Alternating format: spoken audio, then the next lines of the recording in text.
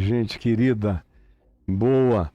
Na sequência de Mateus, ontem nós vimos aqui a entrada em Jerusalém e eu deixei uma pergunta: se você era capaz, ainda depois de toda essa lavagem cerebral, de um evangelho deturpado, diabolizado, construído contra a mensagem e o evangelho de Jesus, onde as pessoas só acham que Deus fala através do rico, do poderoso, do ostentador, do próspero, do dominador, mas não tem mais palavra nenhuma a dizer através do pobre, do simples, do humilde, do desprezado. Eu deixei uma pergunta ao final: você ainda é capaz de ouvir a voz de Deus, de onde ela mais procede? E é justamente dos simples, dos pobres e dos humildes desse mundo? E aí eu deixei para você responder. E disse que hoje nós iríamos entrar na purificação do templo, aqui em Mateus 21:12. E eu também quero ir para o recíproco sinótico dele, em Marcos 11, de 15 a 18, que tem alguns detalhezinhos a mais que serão de importância significativa para a gente guardar. Mas aqui, na sequência, depois da entrada triunfal em Jerusalém, humilde, é triunfal do ponto de vista do Evangelho, porque do ponto de vista histórico, para quem estava ali assistindo, era uma entrada simples. Não era uma Sapucaí, não era uma apoteose, não era a festa do boi de Parintins, não era nenhum desfile do ano chinês, não era nada dessa grandeza. Não eram nem os maiores shows de luzes do mundo. Eu acabei de vir de um que, para o meu gosto, foi o mais bonito que eu já vi em toda a minha vida, em São Paulo, no sábado. Pois bem, não. Era um jumentinho com a mãezinha dele, discípulos, fazendo o que para eles era tudo o que eles podiam fazer de alegria, de celebração. Mas era o rei humilde, simples, desprezível, que estava entrando em Jerusalém sem nenhuma glória humana. E aconteceu tudo que vocês me viram narrar ontem aqui. E hoje eu prossigo do verso 12, dizendo: tendo Jesus entrado no templo, expulsou a todos os que ali vendiam e compravam.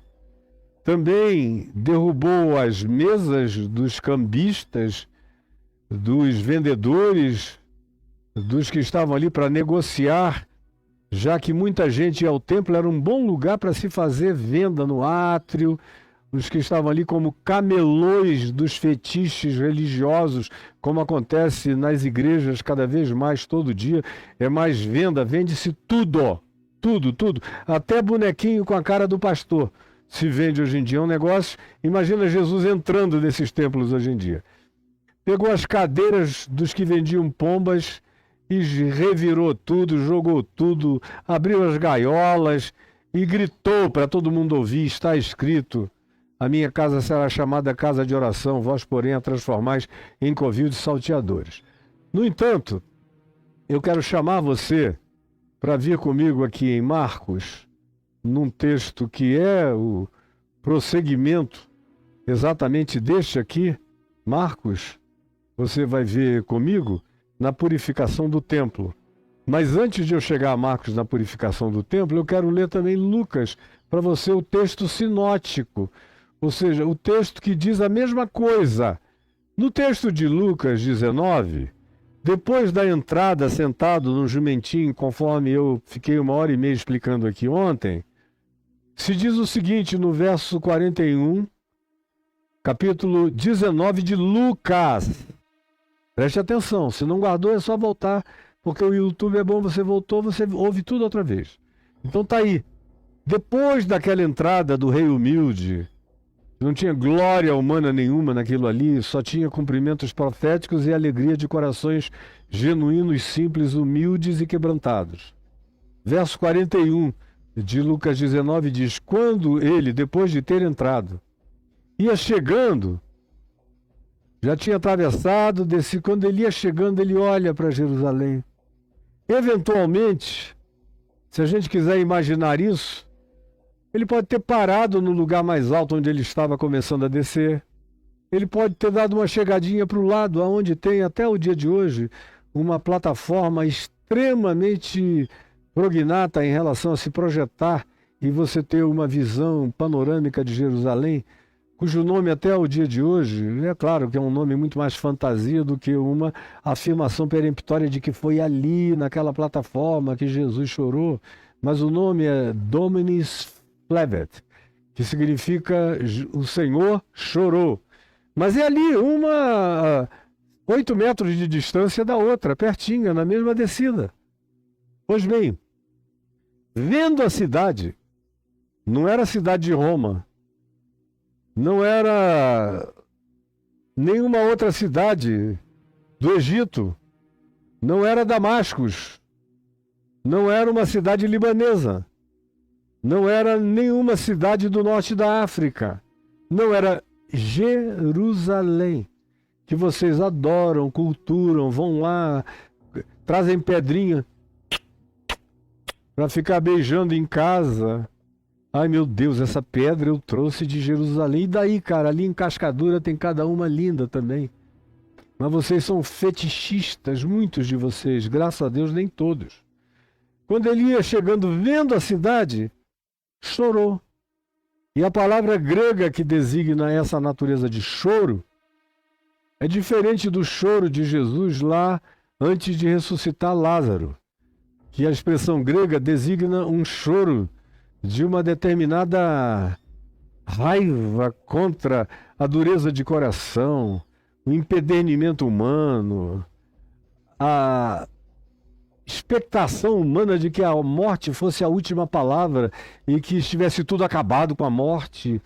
É um choro que carrega um olhar penetrante, que atravessa a porta da tumba e entra nos olhos mortos de Lázaro. Essa é a designação daquele Jesus chorou. Agora, essa palavra usada aqui no texto grego, e chorou, é diferente, é soluçou.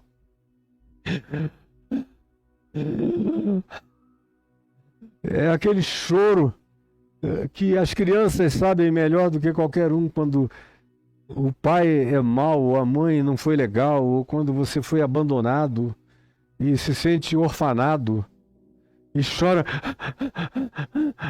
É aquele choro que convulsiona a alma, que espreme os intestinos do ser de tanta dor. Essa é a dor que designa esse choro de Jesus olhando para Jerusalém. É aquele choro da divorciada que vê o marido sumindo no horizonte. Ou o choro do pai que vê o filho rebelde sem causa e perverso desaparecer, grotesca, abrupta e grosseira e às vezes ameaçadora mente de casa, dizendo que nunca mais vai voltar. E você que criou, amou, se deu, se entregou, fica na janela. É o choro de quase toda mãe sentida pela ingratidão filial ou de qualquer outra natureza. Esse é o choro de Jesus aqui. E ele dizia, que é uma expressão forte,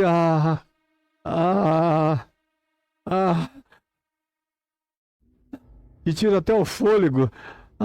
Jerusalém, Jerusalém. Ele vai dizer num outro ambiente que matas os profetas e apedrejas os que te foram enviados. Que dor, que pena, que lástima. Porque até agora, com a visitação de Deus em Jerusalém, Jerusalém não enxerga Deus. Veio para o que era seu e os seus não receberam, ao contrário. O odiaram, o repudiaram, sentiram inveja dele, elucubraram diversas vezes, planejaram e executaram a sua morte. Quanto mais ele fazia o bem, mais odiado ele era. Quanto mais ele falava a verdade, mais diabolizado ele se tornava. Foi chamado de Belzebu, maioral dos demônios. Foi chamado de suicida doido. Foi chamado de samaritano maluco, que era o pior que eles poderiam dizer de alguém, era comparar a um samaritano, porque os judeus odiavam os samaritanos. Era um povo do ódio mesmo, e como continua, infelizmente, a ser nos últimos tempos, porque eu ainda conheci uma população em Jerusalém do início dos anos 70 até a morte do Itzhak Rabin, que era uma população que a maioria queria paz. Hoje em dia mudou, tem uma nova geração, morreram os velhos e vieram os novos, cheios de ódio, rancor, e que se alimentam pelo Talmud, que é uma espécie de sharia judaica, assim como o Corão, que tem textos bons, bonitos e saudáveis. Tem no mundo paralelo o que se construiu depois de Maomé, que foram as sharias, com as suas radicalizações, com os seus louvores às mortes, às execuções, às decapitações e outras coisas mais, que não estão no Alcorão. Assim também o que não está exatamente na Torá, e olha que a Torá é braba. A Torá são os 5 livros de Moisés, o Pentateuco, os primeiros 5 livros da Bíblia. É brabo. Mas o Talmud faz a Torá ser um livrozinho de caronchinha de bondade. Pela Torá, Jesus está fervendo num panelão cheio de caca humana, e todos os outros habitantes do planeta são habitantes do inferno, dentre os quais os cristãos são os principais habitantes do inferno, de acordo com a Torá. Aí os crentes vão lá sem saber de nada e ficam beijando bandeira, cultuando judeu. Eu já levei milhares de pessoas a Israel, dos anos 70 para cá, milhares. Eu já recebi de prêmio, de comenda, de louvor do governo de Israel, de tudo mais. Até agora mesmo, quando eles começaram a jogar as bombas sobre Gaza, o embaixador aqui de Israel, no Brasil, me telefonou e falou: reverendo, o senhor é uma pessoa que sempre levou milhares de pessoas a Israel. O senhor não poderia fazer uma advocacia do nosso lado? Eu falei: eu? Eu não. Eu conheço a história. Na história bíblica, Israel sempre foi mau e matou todos os profetas e odiou todos os bons reis. Por isso viveu mais tempo em cativeiro do que lá. O tempo que vocês levaram lá foi 15% do tempo. O resto vocês estiveram fora por causa de maldade. Não tem nem direito ao uso capião da terra. Voltaram em 48 por uma decisão da ONU, para dividirem o lugar entre 2 estados e viverem em paz, com Jerusalém sendo uma capital neutra, religiosa, não política, para nenhum dos 2 grupos. Não deixaram os palestinos terem o estado deles em momento algum, faz 70 anos. E eu conheço a história minuciosamente. Eu não sou leitor de gibi. Eu sei a história tanto quanto um judeu. Sei mais do que a maioria dos judeus que não sabem nada. E eu venho estudando da história bíblica a história contemporânea, com um interesse imenso. Talvez seja a história que eu melhor conheça na minha vida. E agora eu acompanhei todos os últimos 30 anos de radicalização de vocês. Eu defender esse Israel sionista perverso, matador, genocida, que está reproduzindo um holocausto, do qual deveriam ter trauma para sempre. Eu não tenho mais nem coragem de voltar a Israel, nem de entrar no Museu do Holocausto, no Yad Vashem. Porque quem está precisando ter um Yad Vashem agora construído são os palestinos. Porque a maldade de vocês não tem comparação. Ele me ouviu e ele me falou: infelizmente eu não tenho nada para dizer em contrário para reprovar o senhor. E a minha mulher, foram palavras textuais dele, a minha mulher concorda com o que o senhor está me dizendo em gênero, número e grau. Mas eu trabalho para esse governo, eu estou aqui cumprindo o meu papel. Voltando então, Jesus chorou por causa da quantidade enorme de tentativas. Jerusalém e Jerusalém, que era a cidade de Melquisedeque, que depois foi a cidade dos Jebuseus, que foi tomada por Davi à força. Não foi uma doação divina, foi sangue que destruiu e tomaram. Nunca mais deixou de ser a cidade do sangue. Embora o nome seja cidade da paz, de paz só tem um nome, o resto é guerra, guerra, guerra, ódio, ódio, ódio. A terra ali está embebida de sangue até o coração do planeta. Poucos lugares da terra beberam mais sangue do que o chão de Jerusalém. E Jesus está aqui chorando, dizendo, se conheceras por ti mesma ainda hoje. Eu já fiz um cálculo, quando eu tinha 20 anos de idade, eu me dei o trabalho, é coisa de gente nova, fazer um cálculo minucioso de quando Jerusalém foi para o cativeiro, o dia que ele foi para o cativeiro, a volta exata do cativeiro, Babilônia, Medo-Persa, por ordem de Ciro o Grande, e depois o período todo contado até aqui. E esse hoje de Jesus aqui em Lucas 19:42, pasmem, esse hoje, quando você pega o calendário judaico, com todos os descontos do erro do calendário gregoriano e faz a conta, é coisa de... Quando eu tinha 20 anos de idade, fiquei uns 5 dias debruçado fazendo toda essa análise. Esse hoje cai exatamente no dia em que, de acordo com as 70 semanas de Daniel, deveria haver uma abertura de entendimento e de compreensão do povo judeu para enxergar o ungido, o Cristo, como está escrito em Daniel, no capítulo 9, que eles não enxergaram, não quiseram ver, antes o mataram. Por isso a ênfase de Jesus é no hoje. Se conheceras por ti mesmo ainda hoje, nesse dia. E aqui tem algo mais literal do que a gente podia imaginar. O que é devido à paz. Como a minha presença aqui iria instituir uma paz sem fim. E aí vocês iriam ver, se vocês me acolhessem, o que aconteceria não pela força das armas, das guerras e de tudo mais, mas por um poder divino, harmônico, que iria constranger o planeta inteiro. Vocês veriam o que é devido à paz, o que seria a promessa da paz, o que seria a profecia da paz que vocês atropelaram mais uma vez.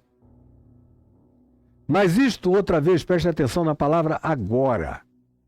Isto agora está oculto aos olhos de vocês. Tem um véu que Paulo vai dizer em 2 aos Coríntios, no capítulo 3, no capítulo 4, que tem um véu nos olhos dos judeus até o dia de hoje, que eles não conseguem enxergar, não dá para enxergar, eles se cegaram pela recalcitrância da sua maldade.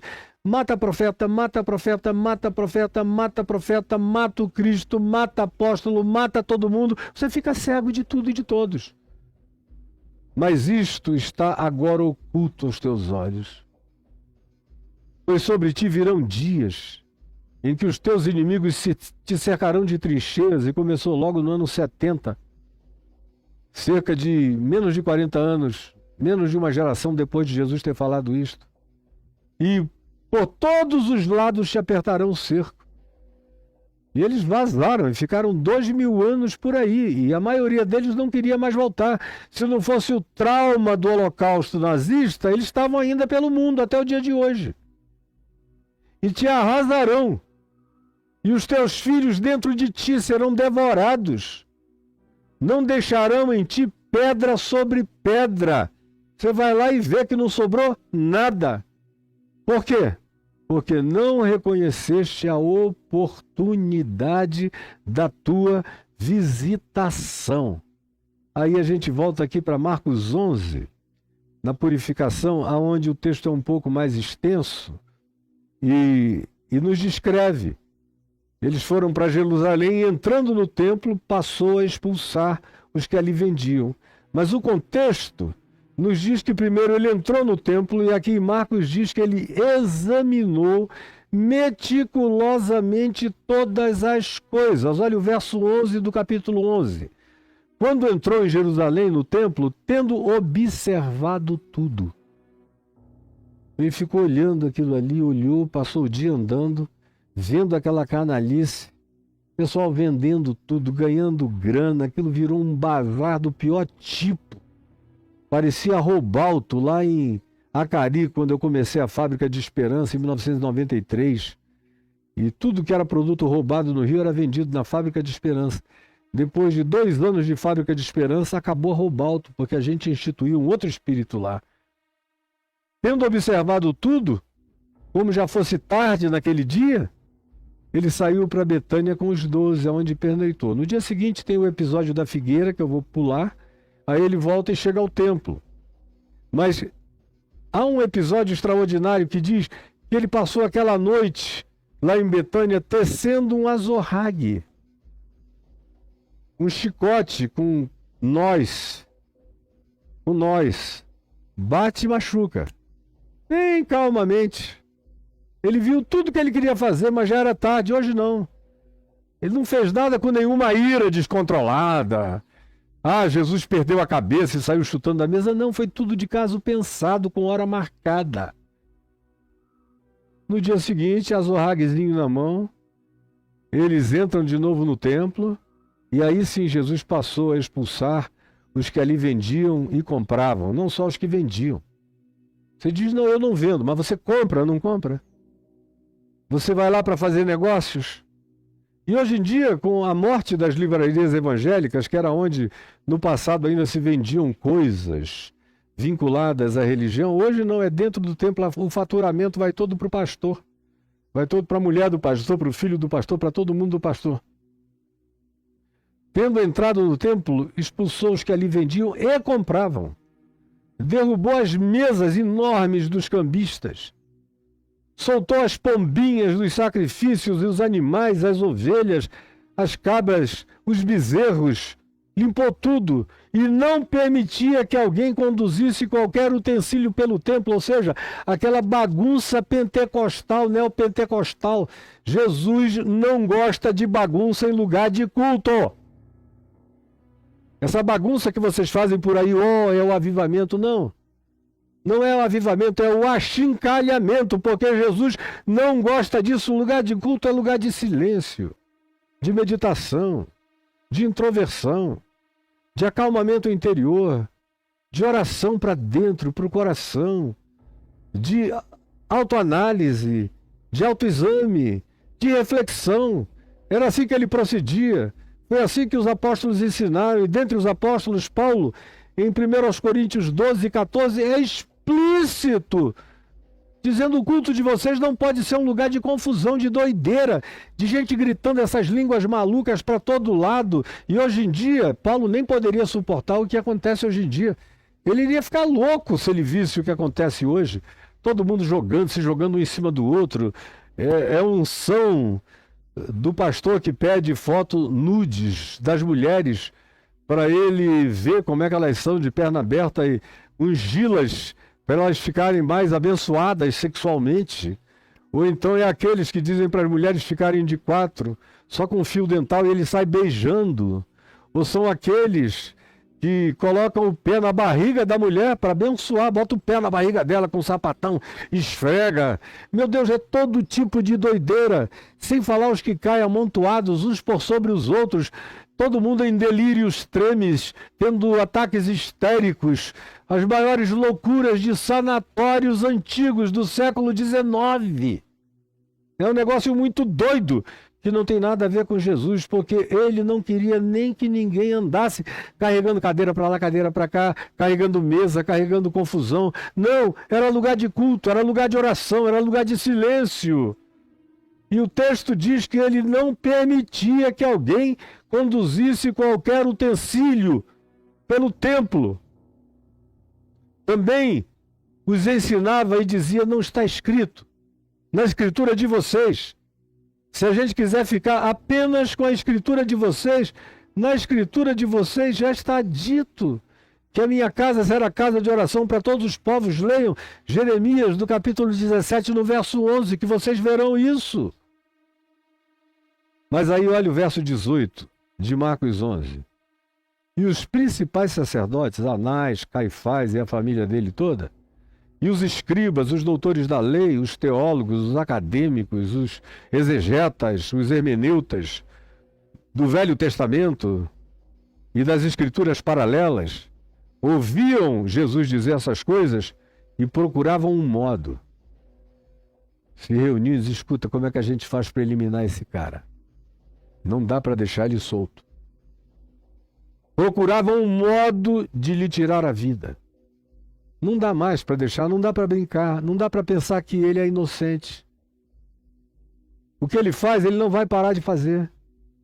Ele é compulsivamente amoroso e apaixonado por esse que ele chama Pai. E ele vai continuar fazendo isso a menos que a gente o mate. Pois o temiam. Por que eles o temiam? Porque ele andava armado? Com seguranças? Com um séquito de zelotes? Para defendê-lo? Não, o temiam. Porque ele andava desarmado e a única arma dele era amor, era graça, era perdão, era cura. As armas dele eram feitas de ressurreição, de purificação de leprosos, de abertura dos olhos aos cegos de nascença, de perdão às prostitutas, como aconteceu em João 8 com a mulher em adultério lá no templo. Esse cara é insuportável. Ele faz coisas que contradizem Moisés, a lei de Moisés, que mandou apedrejar, consentiu tudo isso. Ele fica dizendo, eu, porém, vos digo, é diferente. Moisés e os profetas vigoraram até João, daqui para frente tem um corte. Começou um novo Aeon. É o Aeon do reino de Deus. E ele não está brincando disso. Por isso eles o temiam. Porque eles viam a multidão embevecida. Aquela multidão em estupefaciência. Em absoluta contemplação gloriosa. Meu Deus, que coisa linda. Que coisa santa é essa que nos visitou dos céus. E quando o fariseu e líder religioso vê muita gente amando uma pessoa que não tem pretensão nenhuma, não quer ser sumo sacerdote, não quer ter lugar especial no sinédrio, não quer ter postura de comando em nenhum cargo, não quer ser oficial de absolutamente nada religioso, abre mão de tudo isso e desvestido de tudo isso ainda é amado, respeitado, querido, e todo mundo olha e diz, meu Deus, se tem alguém que é a cara de Deus entre nós, é esse Jesus de Nazaré. Esse aí vale a pena. Isso dá um medo na religião danado. Temiam-no, porque toda a multidão se maravilhava da sua palavra.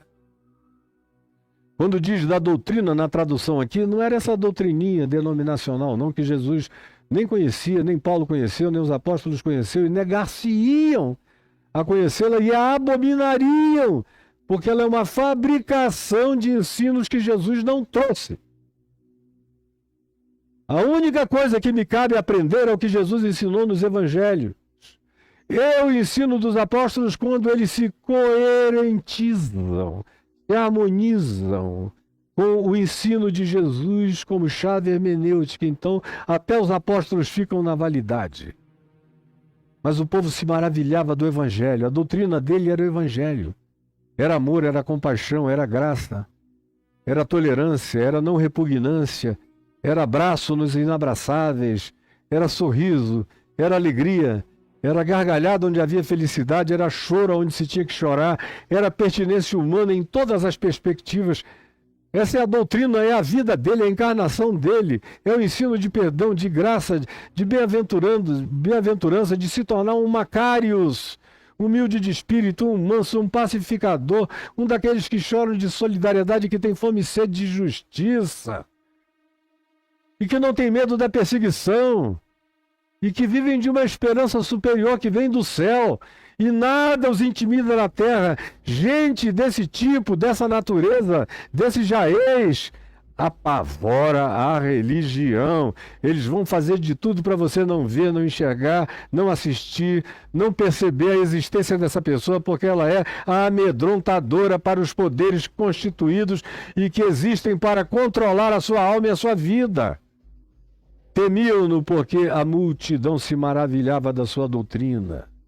Em vindo à tarde, eles saíram da cidade, mas aí eu volto aqui outra vez para Mateus, e eu quero que você venha comigo para Mateus 21, que foi quando eu anunciei ao começar algumas coisas que eu quero concluir agora aqui para nós. O que é? A gente viu, em primeiro lugar, os negócios de Jesus. E os negócios da religião. O negócio da religião, de acordo com Mateus 21, que é o mesmo texto sinótico de Marcos e de Lucas, espero que você já tenha entendido a essa altura, esse paralelismo entre especialmente esses três evangelhos. Aqui em Mateus 21, o negócio da religião está descrito do verso 12 ao verso 13.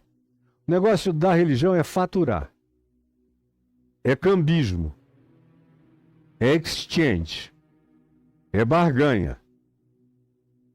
Traz o que eu quero, me dá o teu dinheiro e eu te dou uma promessa de bênção.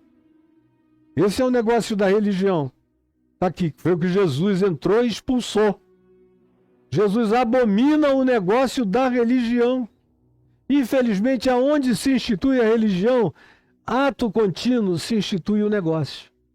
A venda, o faturamento, a barganha, o dinheiro, a riqueza, o culto à prosperidade, a dominação, desde sempre, desde antes de Jesus, durante os dias de Jesus, durante toda a história que a gente chama de cristianismo e até os dias de hoje. E você só está com raiva de mim, dizendo que eu sou negativo, que é só isso que eu vejo, porque você não quer ver o resto, porque 95% pelo menos daquilo que se chama igreja pratica esse negócio da religião. E se você não concorda comigo, fique zangado com Jesus, porque é dele que vem essa declaração. Aí vem os negócios de Jesus. São diametralmente opostos aos negócios da religião. Quais são os negócios de Jesus ainda no templo, no verso 14? Vieram a ele no templo, no mesmo templo que ele tinha acabado de expulsar a cambada, a canalhada toda de lá. Vieram a ele no templo quem? Os cegos. Porque o negócio dele é abrir os olhos aos cegos, para que eles vejam a celestialidade e para que eles vejam a realidade e para que eles aprendam a andar com as próprias pernas enxergando a vida. Trouxeram a ele os cegos, trouxeram a ele os coxos, os paralisados, os dependentes, que não conseguem fazer nada sozinhos, ou fazem tudo com retardo enorme, ou dependem de terceiros para levá-los, para empurrá-los, para carregá-los, para apoiá-los, porque sozinhos eles não conseguem fazer, ou porque sejam objetos de preconceito, porque alguns coxos mancam, é aquele sobe e desce, uma perna mais baixa, mais curta, mais entrevada, aí de longe o cara olha e diz, esse é um coxo que não presta para nada. Trouxeram a ele os coxos, e as pernas se alongaram, e as alturas se recuperaram, e o caminhar se tornou retilíneo. E ele os curou a todos. Esse é o negócio de Jesus, é curar. Ele veio para que tenhamos vida e vida em abundância. A religião explora e Jesus devolve. A religião arranca e Jesus dá graça e glória e misericórdia, e dons, e bondade. E os curou a todos. Mas olha só, mas vendo os principais sacerdotes e os seus doutores da lei, os escribas e os acadêmicos, as maravilhas que Jesus fazia, eles não podiam negar. O cara era cego e estava vendo. O coxo se arrastava pelo chão. E agora pular e estava correndo e andando. Podia entrar na Copa do Mundo de clubes. Estava perfeito. Eles olhavam e diziam, meu Deus, que poder é esse? Eu só sei que nós não temos. E porque nós não temos, é melhor a gente matar quem tem um poder que a gente não possui. Porque a gente não pode viver no mesmo mundo onde haja alguém que possua tamanha graça, tamanho poder e faça tudo isso de graça. Faculte isso voluntariamente, sem sacrifício, sem barganha, sem incenso, sem dízimo, sem oferta, sem cobrança, sem obrigação, com liberdade total. Vai acabar com o nosso negócio que vive de cobrança, que vive de dinheiro, que vive de barganha, que vive de troca. Esse é o nosso pior inimigo. A gente prefere Satanás e Belzebu do que ele. E aí, vamos dar um jeito de matar esse cara. Porque a gente não pode negar as maravilhas que ele faz. E ainda mais, ele está influenciando uma nova geração de meninos, crianças, que nem frequentaram a sinagoga, mas só em assistirem o que ele faz, Vão atrás dele gritando e clamando, aleluia, aleluia, hosana ao Messias. Estão chamando ele de Messias, de filho de Davi. E aí os religiosos poderosos se indignaram e perguntaram a Jesus. Esses caras são os maiores seres de mármore, empedrados, caras de pau na realidade. E perguntaram-lhe, ouves o que estão dizendo? É claro, Jesus curava os surdos, como é que ele não ouvia as crianças? Pergunta mais idiota, ouves o que eles estão dizendo? Aí Jesus, com toda a paciência, disse, é claro, sim, estou ouvindo tudo, e está tudo certo. Vocês é que são escribas, leitores das letras e das minúcias do Velho Testamento e da Torá, nunca leram, nunca viram nos Salmos a explicitação do que eles estão cumprindo e realizando aqui diante de mim?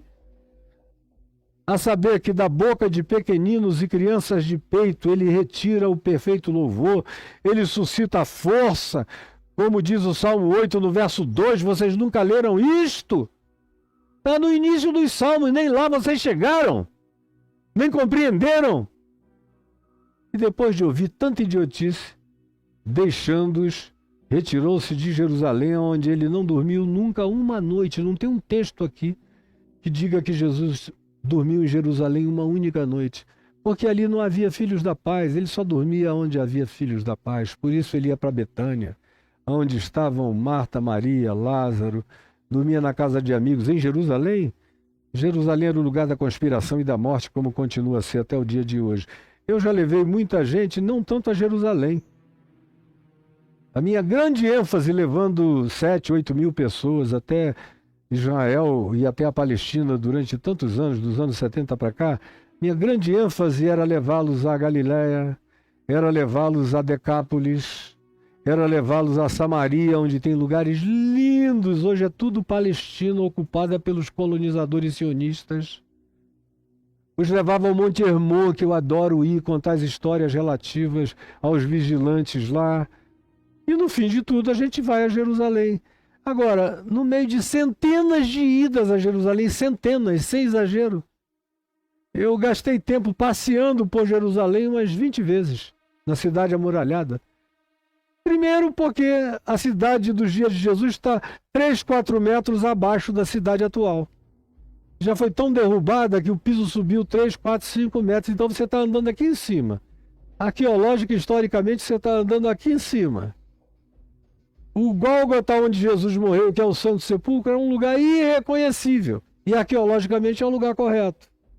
A maior parte dos lugares originais foram corrompidos por catedrais, basílicas, não sei o que, você não enxerga mais nada. Até Belém, que é uma cidade cristã, palestina cristã, eu já fui centenas de vezes ao lugar da chamada natividade, do nascimento de Jesus. Mas ele é tão deformado de mármore e de tudo que eu fico na porta. Fico com os meus amigos árabes e palestinos dos restaurantes na frente, do outro lado da praça, onde tem cada comida deliciosa. Eles botam aquelas mesas para mim, eu fico lá batendo papo e digo para o pessoal, podem passear aí dentro à vontade. Quando eles voltam, eu os pego e os levo para o campo dos pastores, 1,5 km distante dali, mas onde você ainda tem vista de campos de ovelhas, de grutas, não foi alterado, não foi transtornado, não foi enfeiado.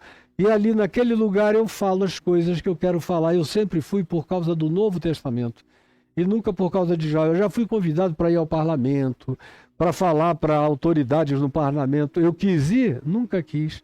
A última vez deve fazer uns 5 anos que me convidaram para ir. Eu falei, eu tenho um compromisso no mesmo horário. Eu não estava a fim de ir. Nunca tive interesse nessa aproximação. Já ganhei comendas que eles me deram, eu agradeci, guardei. Está em algum lugar por aí, mas nem visivelmente na minha casa está, porque eu nunca dei a mínima para isso. Pois bem, Jesus está aqui, nunca dormiu uma noite em Jerusalém.